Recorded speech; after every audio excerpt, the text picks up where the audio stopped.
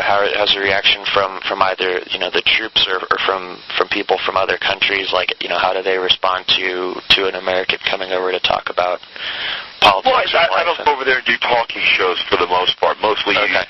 you hang out, you shake hands, you do photos. Right. You are a celebrity or a known quantity basically. Okay. And it's called a handshake tour. That's what okay. they call it. And so that's what I'm asked to do. They said, would you do a handshake tour? I go, yeah, I'll do anything you want. I'll perform, I'll shake hands. I'm all about the troops. Whatever they want, they got it.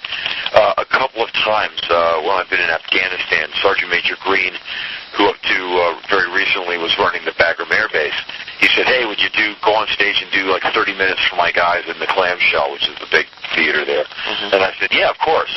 And I'm mainly just, I'm funny. I'm trying to be funny. I tell funny stories. I don't bring up Bush or any of that, because in that word, there's boots on the ground, and these young men and women are really doing the day-to-day. That's really not the topic. Right. And you instinctively see, really, that it's not. And because in anything that would be in any way distracting or deleterious to morale, in my opinion, is not on. Okay. And, a guy likes Bush, I don't like Bush, we can have that debate when he gets back home. Okay. But he's not going to hear any of that from me, because distraction is just not happening over there. So it's not for me to make comments to people whose boots are on the ground. Okay. I see I'm coming up on my time here. Do you have a schedule you need to get going, or? Yeah, well, I can give you a few more minutes. I mean, I've been kind of lengthy on the answers. I'm sorry about that. No, I appreciate it. That's great. One thing I was interested in, a little second ago, you said, I don't know what it was, that people are already watching this all on the news, so you don't... I think, you don't want to tell people that which they already know. Right, and one of my questions... I'm sorry to interrupt you. One of my questions is, maybe, some people, I wonder whether you go up on the street and say, who's the president of North Korea, or what just happened with, the government of Syria or something like that. Maybe that's not something people are paying attention to, and I wonder, is that one of your goals to... Well, no, because that would be presuming that I know something someone else doesn't, and I honestly don't think that. Okay.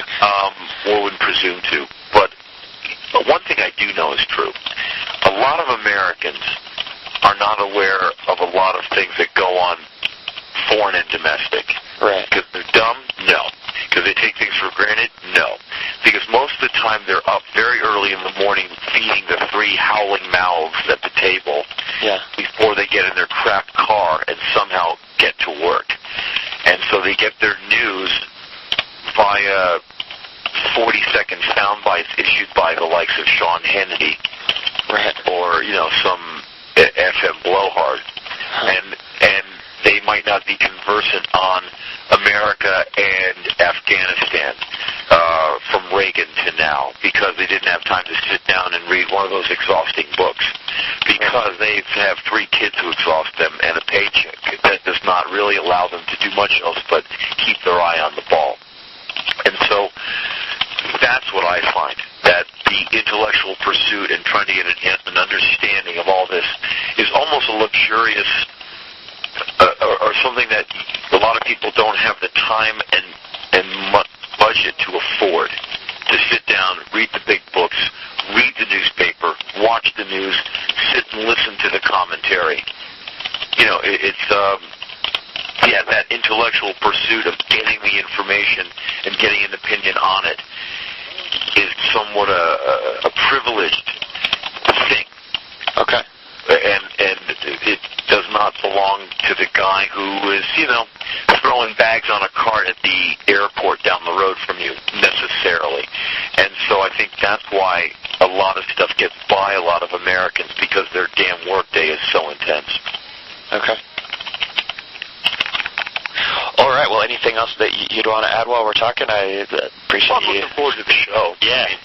I've always had a good time out there, and Boulder's really beautiful, and that area is kind of cool. And so it's going to be fun to not necessarily do Denver this time and go do somewhere else.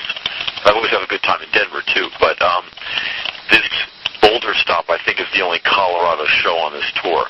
I think so. Yeah. Should be good, and I'm looking forward to it.